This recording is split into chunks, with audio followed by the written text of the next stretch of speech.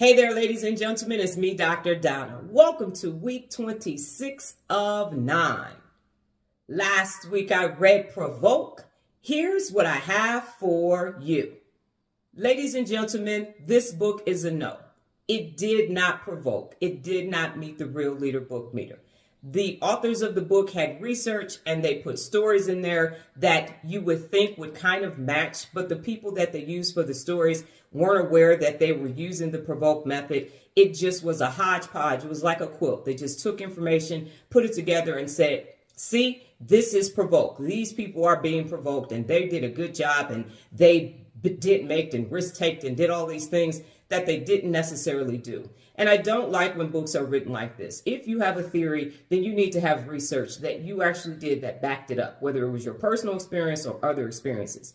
Oftentimes, people try to write books like Malcolm Gladwell, and he just mastered the concept of it. So you take this information, you take this research, you talk to people, you interview people, and then you kind of string it together to make it seem like it's matching what you're saying, and it actually doesn't. So if you're going to write a book and you have a theory or a school of thought, have the actual examples of people using your theory, or they know about it and they used it, or you have enough actual research that actually matches, because this message was about doing it now, following the trends, staying ahead, getting people on board, getting people going in the right direction and provoking people into action. And it just didn't match. The examples, the research, and the method, none of it was strung together. So this is absolutely a 100% no. It did not meet the Real Leader book meter. Got it? Good.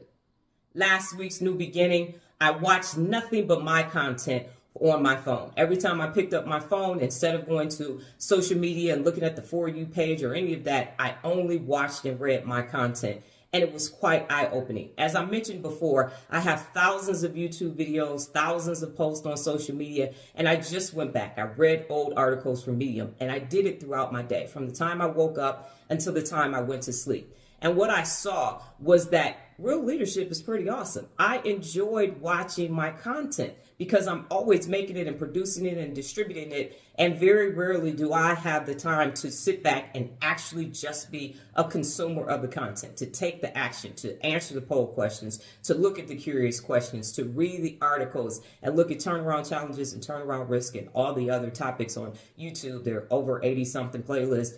And it was just awesome to just see something from a different perspective. You know how you can go from your business page to your personal page and back to your business page, and then you can look at it from the user's perspective. That's what I did, and it was really eye-opening. In fact, I've made the decision that for the next year, I'm only going to consume my content on social media. So that's an awesome new beginning. I would say so myself.